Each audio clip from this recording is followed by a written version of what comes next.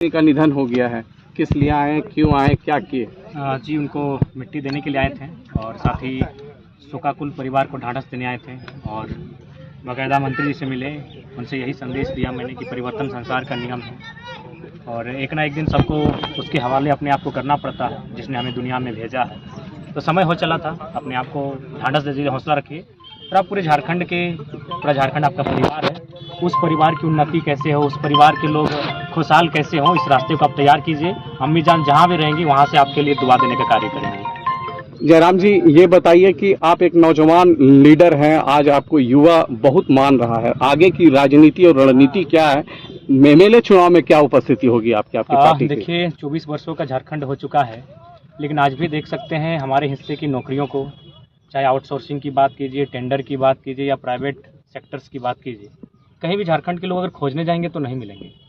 चाहे वो किसी वर्ग किसी कौम का रहे, अगर झारखंड के लोग अब खोजने जाएंगे तो वो हैदराबाद के टावर लाइन में मिलेंगे, केरल की मच्छी फैक्ट्री में मिलेंगे, सूरत की कपड़ा फैक्ट्री में मिलेंगे। तो कोई सऊदी, तो मलेशिया, तो ट्यूनीशिया, तो दुबई में मिलते हैं। ये दुर्भाग्य का विषय है। 40% खनिज देने वाला झारखंड राज्य, 75 से 80 प्रकार के मिनरल्स देने वाला झारखंड राज्य, अकेले 27% कोयला देने वाला झारखंड राज्य, अगर आज इस प्रकार से पलायन और बेरोजगारी की मार झेलेगा तो कहीं ना कहीं एक सवाल खड़ा होता है कि राज्य किनके लिए बना था।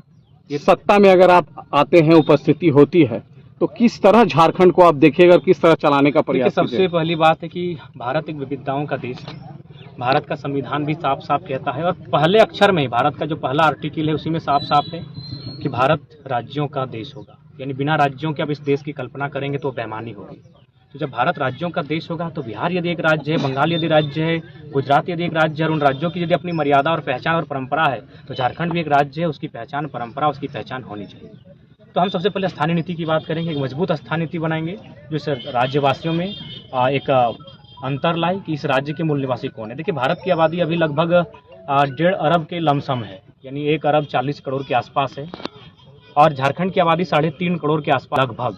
हम 3.5 करोड़ झारखंड के लोग भारतीय हैं, लेकिन सारे भारतीय झारखंडी नहीं है। बस इतना सा फंडा को समझना है, सारे भारतीय झारखंडी नहीं है पर सारे झारखंडी भारतीय हैं। तो ठीक उसी प्रकार झारखंडी कौन है, इसकी पहचान। एक स्टूडेंट से राजनीतिक सफर, क्या कष्ट लग रहा है कि कहाँ तक पहुँचने में दिक्कत तो अभी भी है। कल 3 बोतल पानी चढ़ाने का काम किए, सुबह से सीने में दर्द, वोमिटिंग इत्यादि कई समस्याओं का सामना किए और आज फिर आज तो आराम ही कर रहे थे, लेकिन पता चला कि मंत्री जी की माँ का देहांत हुआ है। तो बोला नहीं, चलिए, विचारधाराएं भिन्न हो सकती हैं, राजनीतिक रास्ते अलग हो सकते हैं, लेकिन वहाँ का रास्ता सबका एक है।